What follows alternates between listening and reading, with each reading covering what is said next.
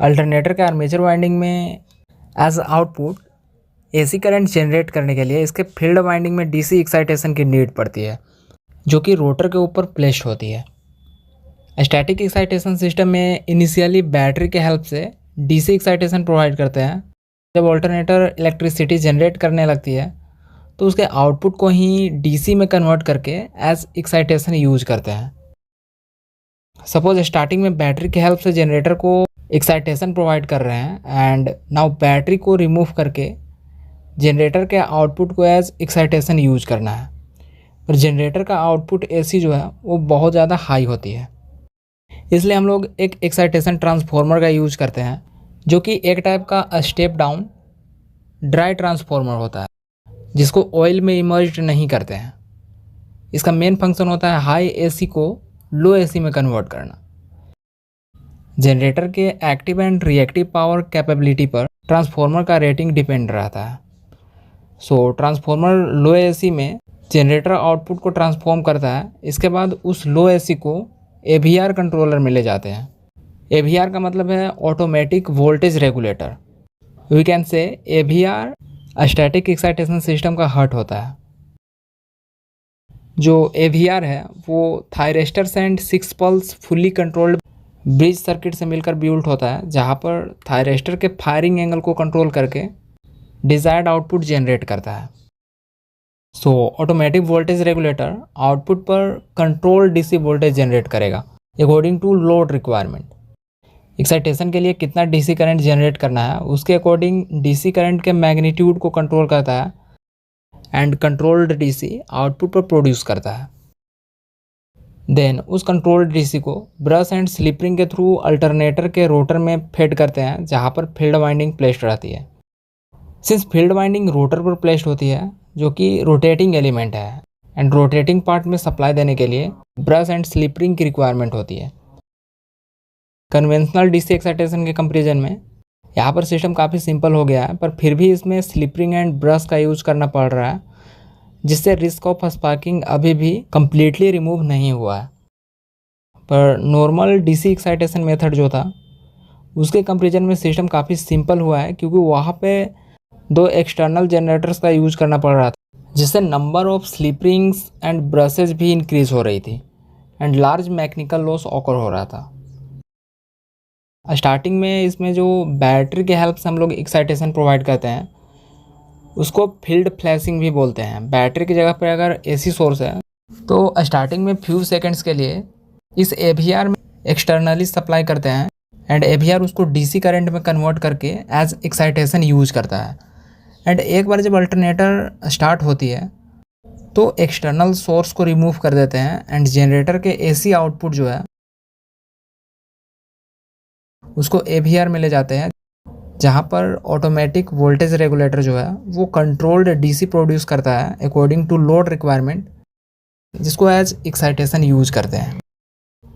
Automatic voltage regulator के बाद एक और एलिमेंट इसमें ऐड रहता है, उसको भी हम लोग देख लेते हैं। FDR stand for field discharge resistor, जो कि बेसिकली वोल्टेज डिपेंडेंट रेजिस्टर होता है। अगर इस रेजिस्टर के अक्रॉस ज़्यादा वोल्टेज अप्लाई होगा तो इसका रेजिस्टेंस कम हो जाता है एंड जो FDR है that is field discharge resistor rotor को ओवर वोल्टेज प्रोटेक्शन प्रोवाइड करता है। नाउ हम लोग समझेंगे स्टैटिक डीसी एक्साइटेशन में क्या मेन प्रॉब्लम है जिसके कारण ब्रशलेस एक्साइटेशन की नीड पड़ी। सो इसका मेन रीज़न है ये carbon brush assembly. Brush and commutator के through very high current rotor winding में हम लोग सप्लाई नहीं कर सकते हैं, क्योंकि करंट के साथ स्पार्किंग भी इंक्रीज होगा। सपोज अगर 500 मेगावाट इलेक्ट्रिसिटी जनरेट करना होगा तो उसके लिए 10 kilo ampere DC current as excitation provide करना होगा, जो कि ब्रश एंड स्लिपरिंग के हेल्प से प्रोवाइड करना पॉसिबल नहीं है। ऐसा करने से डिज़ाइन फेल हो सकता है due to sparking. So brush and slip ring को कम्प्लीटली रिमूव करने के लिए ब्रशलेस एक्साइटेशन सिस्टम की नीड पड़ी, जो कि काफ़ी एडवांस्ड एंड पॉपुलर मेथड है। वैसा सिस्टम जिसका यूज सिंक्रोनस मशीन के रोटर वाइंडिंग में नेसेसरी करंट प्रोवाइड करने के लिए किया जाता है उस टाइप के सिस्टम को एक्साइटेशन सिस्टम बोलते हैं, जहाँ पर amount of excitation, load current, load power factor and speed of machine पर डिपेंड रहता है। जब लोड करंट लार्ज होता है उस टाइम मोर एक्साइटेशन की ज़रूरत पड़ती है। एक्साइटेशन सिस्टम मेनली 3 टाइप्स का होता है, जिसके हेल्प से हम लोग सिंक्रोनस मशीन को स्टार्ट कर सकते हैं।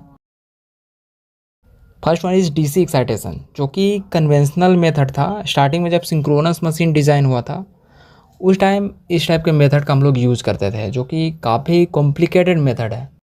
एक अल्टरनेटर में एक्साइटेशन प्रोवाइड करने के लिए एक्सटर्नली 2 डीसी जनरेटर्स का यूज़ करना पड़ता था, जिससे number of brushes and slip rings increase होता था एंड मोर स्पार्किंग के कारण वहाँ पे DC excitation method less efficient था।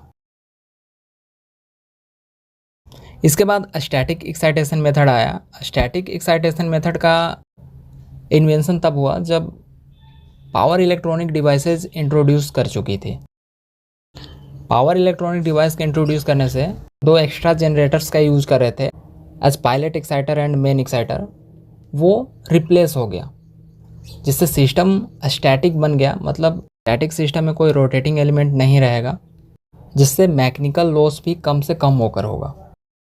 पर स्टैटिक एक्साइटेशन सिस्टम का भी मेन प्रॉब्लम यही था कि एवीआर जो कंट्रोल डीसी प्रोड्यूस कर रहा था उसको फील्ड वाइंडिंग में फेड करने के लिए स्लिपरिंग एंड ब्रशेज की रिक्वायरमेंट थी, एंड स्लिपरिंग एंड ब्रश के थ्रू हम लोग वेरी हाई करंट को एज एक्साइटेशन यूज़ नहीं कर सकते थे।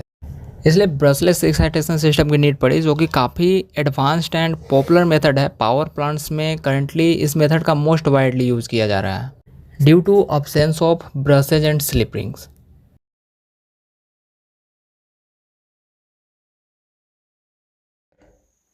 डीसी एक्साइटर में 2 इम्पोर्टेंट एलिमेंट्स होते हैं, pilot exciter and main exciter. As pilot exciter DC shunt generator का यूज़ करा जाता है and as main exciter separately excited DC generator का यूज़ करते हैं। इसमें पायलट एक्साइटर की पावर मेन एक्साइटर में जाती है एंड मेन एक्साइटर से डीसी सप्लाई 3 फेज अल्टरनेटर के रोटर में मिलती है, जहाँ पर फील्ड वाइंडिंग प्लेस होती है। इसलिए डीसी एक्साइटर मेथड जो है वो लेस इफिशिएंट था, क्योंकि एक अल्टरनेटर के रोटर को एक्साइट करने के लिए 2 डीसी जनरेटर्स की रिक्वायरमेंट पड़ रही थी। तो इस तरह से कोई भी टॉपिक को अगर आप इजी वे में समझना चाहते हैं तो चैनल को सब्सक्राइब कर लें और बेल आइकन को भी प्रेस कर लें, ताकि वीडियोज आप तक पहुंच सकें।